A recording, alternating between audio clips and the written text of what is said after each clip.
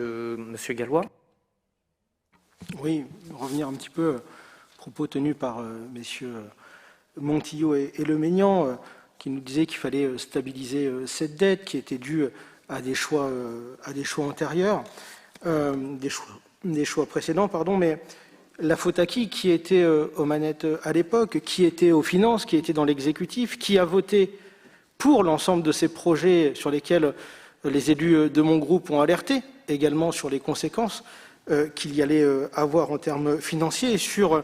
les questionnements qu'on se posait sur leur utilité pour répondre aux besoins réels des communes, des habitants et du tissu associatif, sportif de notre territoire. Et vous saviez très bien vers quelles difficultés nous amèneraient vos choix, votre gestion, et c'est votre gestion qui nous conduit justement dans cette situation. Tout à l'heure, M. Leménian disait que c'était une question de choix à faire. Oui, effectivement, c'est une question de choix. Mais les coupes qui sont faites, que ce soit sur les mobilités ou les transports en commun, justement, développer les transports en commun, investir massivement dans les transports en commun, réfléchir sur une tarification réellement accessible, voire des espaces de gratuité comme ça peut se faire justement au moment des fêtes de fin d'année, mais peut-être l'élargir lorsqu'il y a des pics de pollution, l'élargir aussi à un certain, en commençant par, par des étapes notamment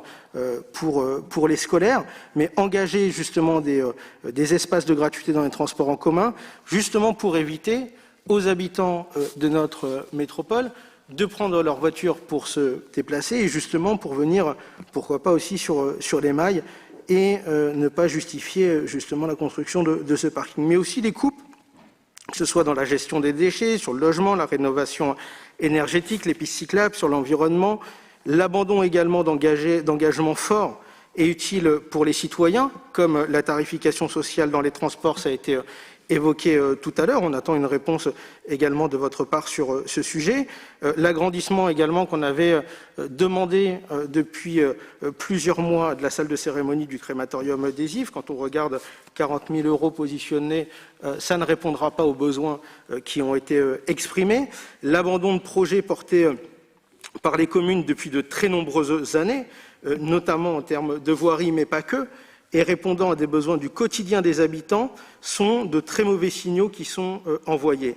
Tout cela confirme nos inquiétudes exprimées en novembre dernier sur l'évolution en cours de la coopération intercommunale, notamment lorsque l'on voit que la ville-centre s'autorise à s'accaparer 65% des investissements inscrits nouvellement, non discutés collectivement pour un certain nombre d'entre eux,